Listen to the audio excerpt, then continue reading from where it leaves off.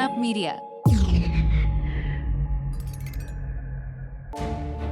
Every day, over 1,000 ships dock at the ports of Singapore, a country that relies heavily on the seas to spur economic activities. From the hum of trucks and forklifts moving on the ground to the loud mechanical whirring of cranes overhead, the piers in the Lion City are always teeming with life and motion. But that all came to a sudden halt. On the 12th of October in 1978. On that fateful day, at precisely 2:15 p.m., a massive explosion erupted from an oil tanker named the St. Spyros at Singapore's Jurong Shipyard, unleashing a fiery inferno that engulfed the vessel in a hellish blaze. Then, smoke, fire, and agonizing screams began to fill the skies above. This was an unprecedented tragedy, a catastrophic event that would forever be etched in the annals of Singapore's maritime history. The blast at the shipyard would come to be known as the Spyros Oil Tanker Explosion, impacting a total of 167 workers, of which nearly half of whom did not survive. At least 76 people were killed by the explosion, and dozens more would live to suffer the lifelong consequences of severe burns. Till this date, this incident stands as the deadliest industrial disaster Singapore has ever seen.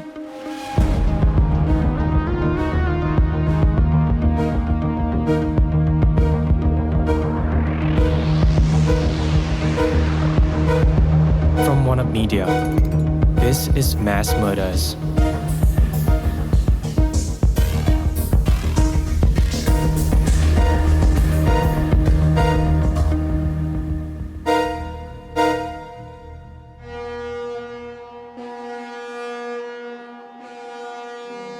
As one of the busiest ports in the world, Singapore plays an important role in the global maritime trade.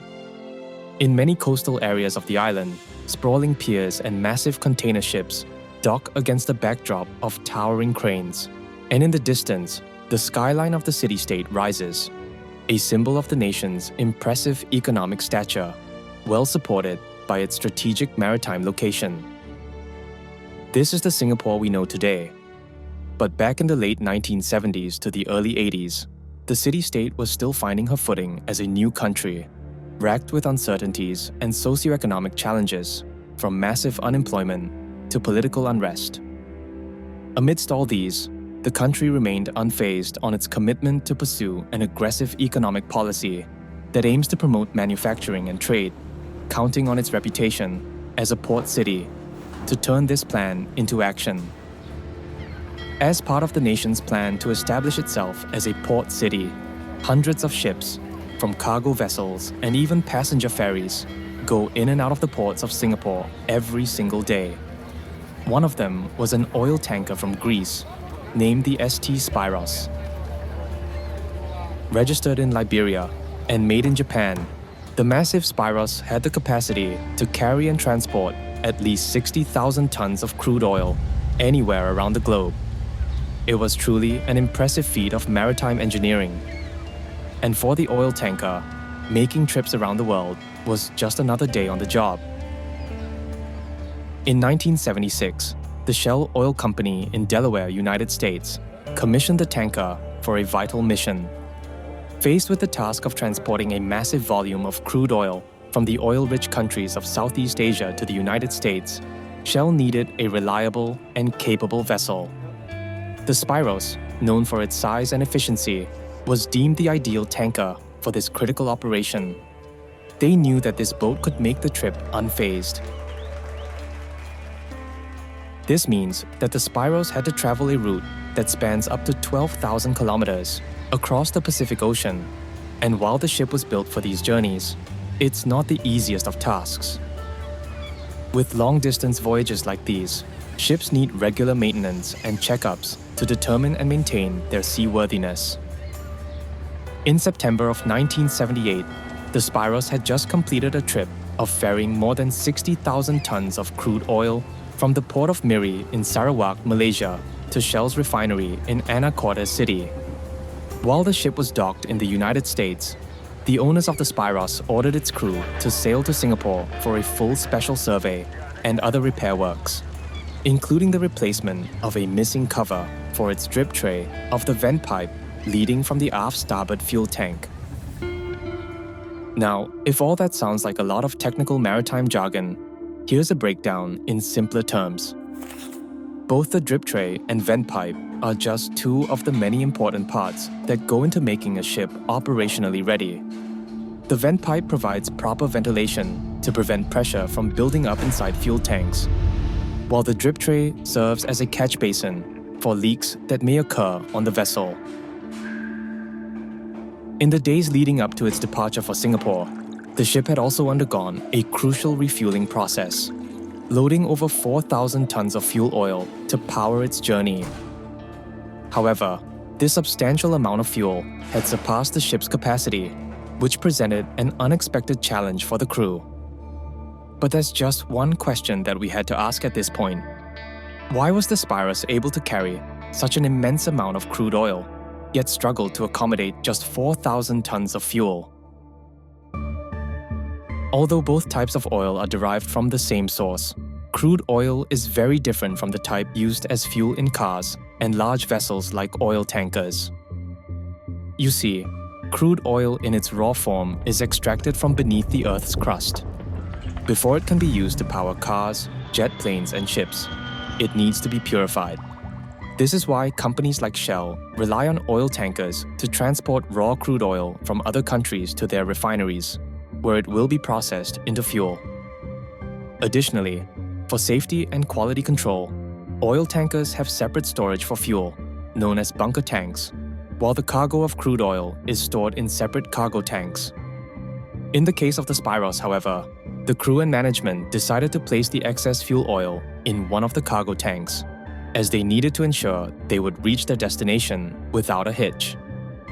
But this was a pretty risky move. Crude oil is much more volatile than fuel, meaning it evaporates or vaporizes faster and is more prone to catching fire under certain conditions. To prevent any potential accidents or disasters, oil tankers like the Spyros are strongly advised not to mix crude oil with their fuel. But unfortunately, this crucial warning was ignored, a decision that would eventually have dire consequences. The ship had departed the US for Singapore on September 15th, but as it was heading towards Southeast Asia, it had pumped out the fuel oil that was stored inside the cargo tanks and diverted them to one of its bunker tanks in the aft starboard side. On the night of October 6, 1979, after roughly 6 weeks of sailing across the Pacific, the Spyros had finally arrived in Singapore waters for a much-needed maintenance check. The morning after its arrival at Jurong Shipyard, hundreds of local dock workers boarded the Spyros to dispose of its wastewater and residual oil, a task expected to take at least a full day. By the next morning, October 8th, a petroleum inspector from the Port of Singapore Authority boarded the vessel to inspect its cargo tanks and other crucial parts of the cargo handling system. However, remember that while the ship was sailing, it had redirected its crude oil to the bunker tanks, contaminating them. Despite this, the inspector decided to skip these tanks during his routine check. At the time, it was common practice among maritime regulators to overlook bunker tanks, deeming them less hazardous. They believed inspection efforts should focus more on high-risk areas like cargo tanks. After the inspection, the officer declared the ship gas-free and issued a certificate to the vessel's master, indicating that the tanker could proceed with its scheduled repair work, completely unaware of the lurking danger within. Had the inspector decided to check the Spyros bunker tanks, he would have discovered crude oil residue, especially in the aft starboard tanks. He would have also detected small amounts of gas vapor lingering inside the vessel, posing a hazard to anyone carrying combustible materials. In the following days, the Spyros received more and more gas-free certificates from officers at the Port of Singapore Authority, and soon enough, close to every compartment of the ship was deemed safe and seaworthy, all except for one area. As of October 12th, port officials had not yet issued any gas-free certificates for the aft starboard side of the vessel, but apparently, the shipyard's foremen seemed to have ignored this. In turn, they were set on beginning repair works and swiftly scheduled the replacement of the drip tray that day. After spending their lunch break, over 100 laborers, dock workers, and crew members returned to the Spyros and resumed their tasks for the day. Among them were 3 fitters named Lim Hock Ho, Ishak bin Abdul Rahman, and Lo Fuk Kwang. With their tools in hand, the 3 men were working in the ship's foredeck area when their foreman, Choi So Chai, instructed them to stop. He informed them that the drip tray in the aft starboard needed immediate replacement. Without hesitation, Lim, Ishak, and Lo carried their equipment and moved to the other side of the Spyros. Although everything seemed normal, the men were about to enter an area that had not been cleared as safe due to the residue of flammable oil. Among their equipment was an oxyacetylene cutting torch, a dangerous combination that would soon lead to disaster. When they arrived at the area, they saw that a work stage had already been erected on it, and there, sitting 9 feet above the main deck level, was the drip tray, positioned close to the vent pipe outlet. The task of replacing the drip tray cover involved removing 3 bolts and cutting 3 extra holes on the new cover plate. As Lim took a closer look at the bolts, he found out that they were covered in rust, so he decided to heat them with the cutting torch, a common practice among workers at the shipyard. While waiting for it to cool down, his attention turned to the center bolt as well as to a nearby vent pipe. Unbeknownst to Lim, this pipe connected to a massive fuel oil tank directly below him. When he finally directed the flame near the vent, the floor beneath him rumbled violently, followed by a loud explosion from below. The explosion was so massive that some portions of the Spyros were torn apart, sending large metal chunks of the oil tanker hurtling through the air, even injuring 2 others on a different ship nearby. Then a flash fire ensued from the blast site, sweeping through the engine and boiler rooms of the ship, where dozens of workers had been busy with their tasks at hand. Panic and chaos quickly fell upon the workers as they saw the hell that just surrounded them. And inside the vessel, everyone scrambled to escape, their screams drowned out by the roar of the fire, and their bodies covered in thick, black oil. Others ran while fighting flames on their oil-covered bodies, flames that reached up to 3,000 degrees Celsius. The workers were literally getting burned alive, with many still trapped inside the ship, desperate to escape the thick smoke that had surrounded them. On the docks of the shipyard, many workers tried to rush into the burning oil tanker to save their trapped colleagues, but to no avail. Firefighters arrived in record time to combat the inferno, but the intense heat and flaming oil spilling onto the docks forced them to forbid anyone from entering the burning ship. Tragically, those still on board were left to fend for themselves. They had no choice but to face the deadly blaze, alone.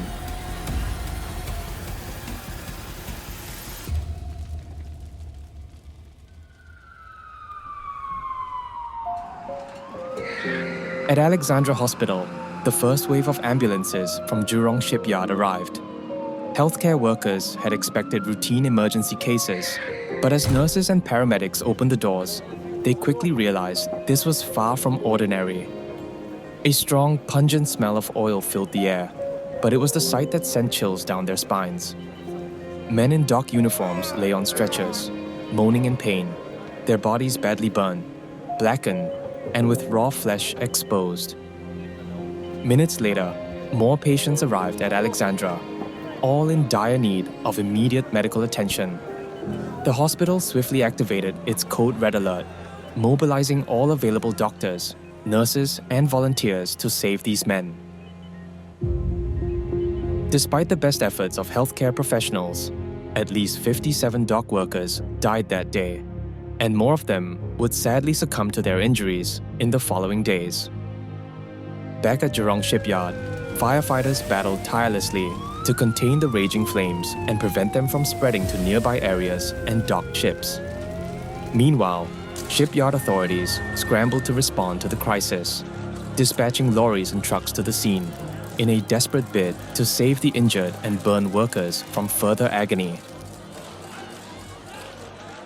As Singapore grappled with the unfolding catastrophe, investigators turned their focus to the charred oil tanker, the Spyros. Questions began to arise. What exactly happened? Was it an accident, or was there something else involved? And if so, who should be held accountable?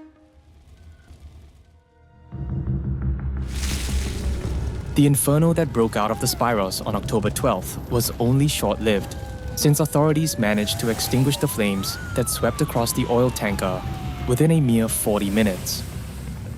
But the damage inflicted upon the vessel was extensive. As the smoke cleared, the extent of the disaster became apparent, with large portions of the tanker left dented, charred, and blackened by the intense heat. Looking at what was left of the ship, dock managers quickly realized the sheer gravity of what they were facing.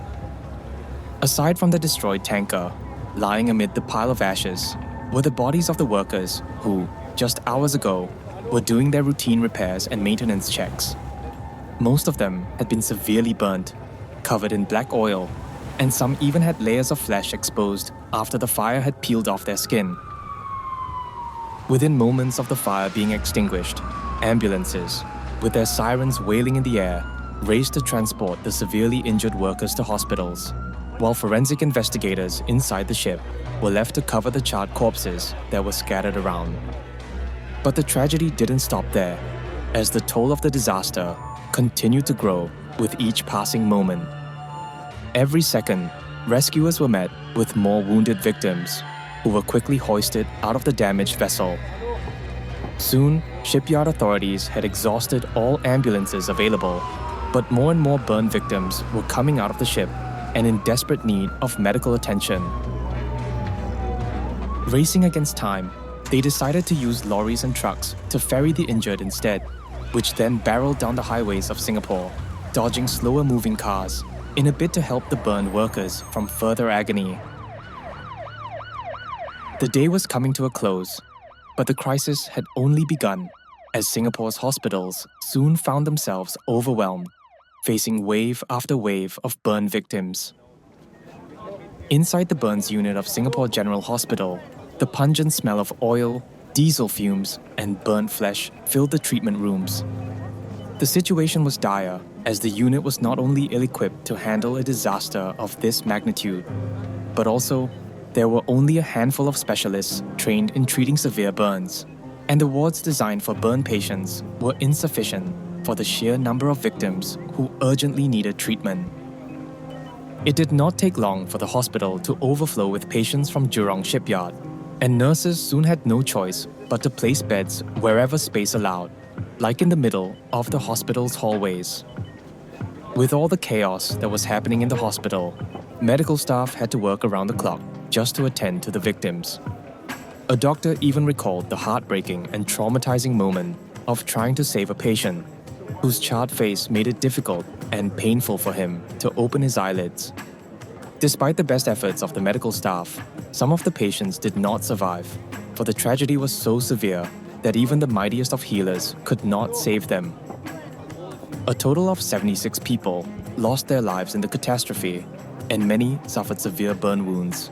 Other causes of death included suffocation, carbon monoxide poisoning, and drowning in oil. Meanwhile, a crowd started to form on the corridors outside the burns unit of SGH and the emergency wards of Alexandra Hospital. These were the relatives of the affected dock workers in Jurong, and they were anxiously waiting for any updates on the conditions of their loved ones. Throughout the afternoon and into the night, their minds swirled with questions, not only about what was going to happen to their family members, but also how such a tragedy could happen. The same questions that investigators from the Singaporean government had, as they drove to Jurong Shipyard the very next day to find out. On October 13th, 1978, the morning after the tragedy, Jurong Shipyard, which was once bustling with activity, now lay scorched and lifeless. The eerie and unusual silence that hung in the air would only be broken by the sound of government vehicles coming in and out of the site, unloading teams of inspectors and forensic investigators from various agencies. As the officers made their way to the wreckage of the ship, the sound of debris crunched below their feet, and the strong smell of burnt metal, oil, and even flesh lingered in the air. Inside, the group of investigators combed meticulously through the destroyed tanker, and they immediately stumbled upon several clues that would eventually lead them to the cause of the tragedy. They quickly located the epicenter of the blast and the flash fire, which was on the aft starboard side of the destroyed vessel. Almost instantly, they also figured out that both the explosion and the fire had originated from the engine room of the ship, more specifically, in the fuel oil bunker tank. While they already determined the origins of the disaster, scientists still could not explain the reason behind the blast. At first, there was speculation of a bomb being detonated in the ship, possibly the act of a terrorist, but the bomb disposal unit of the Singapore Air Force had already dismissed reports of a detonation inside the ship, a finding corroborated by scientists during the inspection that day. So, if it's not a bomb, it had to be something else. Could it be the fuel itself? Fuel oil, under normal circumstances, is not explosive, but investigators were convinced that it had to be from the fuel bunker. So they took another closer look at the fuel tanks, believing that these held the answers they had been seeking.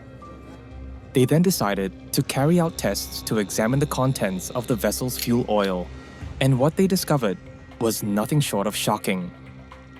Under normal circumstances, even if a torch had been ignited in the tank, the fuel oil might not have exploded. But laboratory analysis found out that the ship's fuel did in fact contain a deadly mixture of both fuel and crude oil. Mixing fuel and crude oil may result in the formation of highly combustible vapors that can linger inside a ship for days, increasing the risk of a fire or an explosion in the vessel. This had to be the answer behind the cause of the explosion. But following this shocking discovery inside the tanker's fuel oil system, investigators had other questions, one of which was the location of the source of ignition, and more importantly, why and how did the fuel oil get mixed with the crude oil? Aside from a physical examination of the wreckage, the investigating team also scanned through tons of documents related to the oil tanker and that of Jurong Shipyard. They also launched a formal inquiry by inviting witnesses, survivors, and experts to get more insights about the disaster.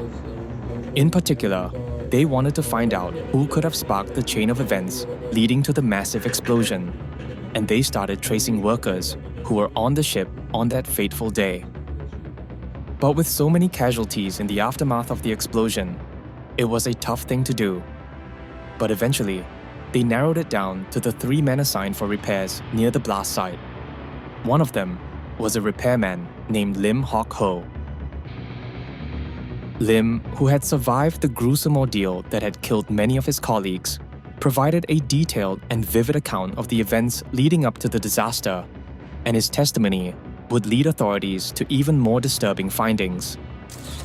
Lim explained that on the day of the incident, his team had been reassigned from the cargo deck to the aft starboard side to replace the drip tray. They did so despite having no permits from port officials to conduct any repair works on that particular side of the vessel. He also admitted using a cutting torch to heat and loosen the old drip tray, which by this point had become standard practice among pipe fitters when dealing with heavily rusted metal parts. While it was common practice to use a blowtorch, this was a method that was strongly discouraged by safety officials. You see, blowtorches and other heating equipment are heavily prohibited on ships that are known to carry flammable substances such as crude oil. The sparks that would emanate from these tools could ignite any remaining flammable and combustible substances in the ship, leading to a fire or possibly an explosion. Investigators soon determined that the relaxed and lenient safety protocols being observed in Jurong Shipyard basically allowed workers like Lim to carry their hot tools whenever they had to make repairs. After hours of questioning, they concluded that Lim's cutting torch was the source of the ignition, and subsequently, they filed charges against him, leading to his arrest and detention. Now, they turned their attention to the last piece of the puzzle: the presence of crude oil in the fuel bunker of the ship. It was October 14th, 2 days after the tragedy had occurred, and investigators still had questions that were unanswered. In particular, how did the crude oil from the cargo tanks of the ship find its way into the fuel system? They had an inkling that this must have been done deliberately, because these two oil systems were completely separate and could not have mixed without human intervention. That day, they decided to make another visit to the wrecked oil tanker. As investigators searched the ship one more time, they came upon another unexpected detail that caught their attention. Among the twisted metal and scorched remains, they discovered something that was not commonly found in an oil tanker. It was a U-shaped pipe, and it seemed to connect the ship's fuel system to its cargo system. This unusual configuration allowed the ship to pump out crude oil from the cargo tanks and divert it towards the fuel oil's bunker tanks, a clear violation of safety regulations. For the purposes of safety and fire prevention, every oil tanker should have separate lines and compartments for crude and fuel oil. This would prevent the accidental mixing of the fluids, which may result in an increased risk of a massive fire or explosion at sea. So why was this important safety measure overlooked? The answer was simple, and authorities found it among the piles of reports and documents they had on the oil tanker. It was never about safety, in fact. It was all about money, particularly saving money. You see, based on the available records of the ship, it was noted that the vessel's engines had consistently reported positive fuel consumption, which basically means that it had been consuming less fuel compared to its first set of voyages in 1965. This could only mean one thing to the investigators, and soon they discovered that since January of 1978, the owners of the ship had been receiving very generous incentives for saving more fuel. To put it another way, the owners of the tanker had prioritized profits and earnings above everything else. It was never about the safety of the crew and repairmen. It was all about money.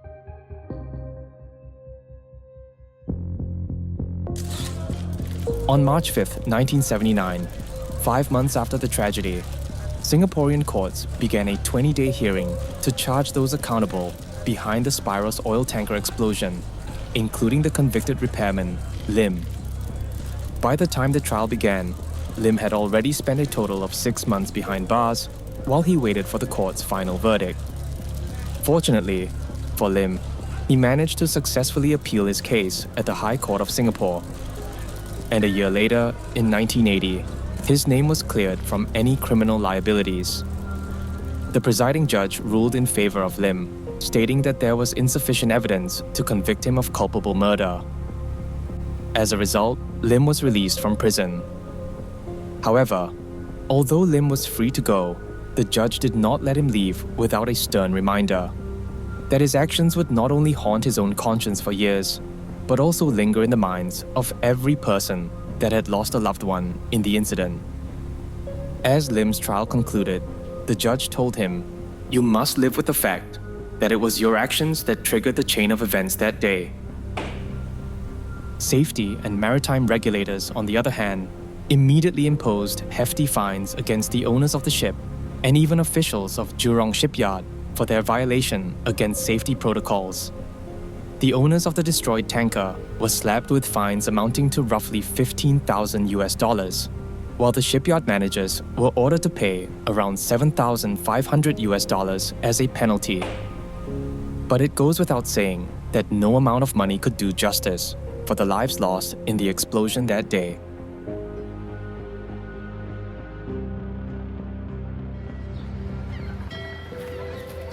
In 2024, more than 4 decades after the catastrophic oil tanker explosion, Singapore's maritime ports have become busier than ever, now ranking second in the world in terms of cargo volume, just behind Shanghai.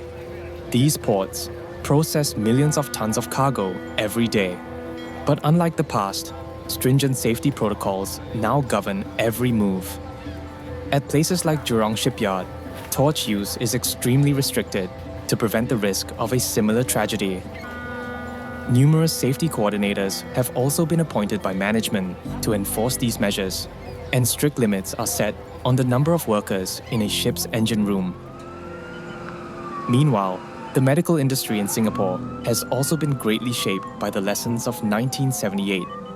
The burns unit at the Singapore General Hospital has now been renamed the Burns Center to the region, which is now much more equipped to handle severe and complex burn cases. The incident of the Spyros oil tanker, which claimed a total of 76 lives, brought in a wave of reforms that have made our workplaces safer and hospitals better prepared for future crises. While the tragedy did leave us with important takeaways, Singapore and the world will not forget the people who suffered the most. The dock workers who fought desperately to save their colleagues were forced to witness some of them get burned alive. And the doctors and nurses, who did everything they could to save each victim, had to confront the sight of severely charred bodies and endure the heart-wrenching screams of agony. It was an undeniable tragedy and is Singapore's most catastrophic industrial disaster to date. It just goes to show how a series of bad decisions and perhaps negligence can lead to many innocent people losing their lives. Something we call mass murder. Mass Murders is a One-Up Media original. A quick word on our reenactments and dramatizations. While we can't know exactly what they say, think, or feel at the moment, it is all based on research. This episode was executive produced by Guang Jin, produced and written by Ethan Sam and M from One-Up Media, edited by Alex, narrated by Jason, audio engineering by Vong An and Ethan Sam. Thank you for listening. We'll see you in the next one.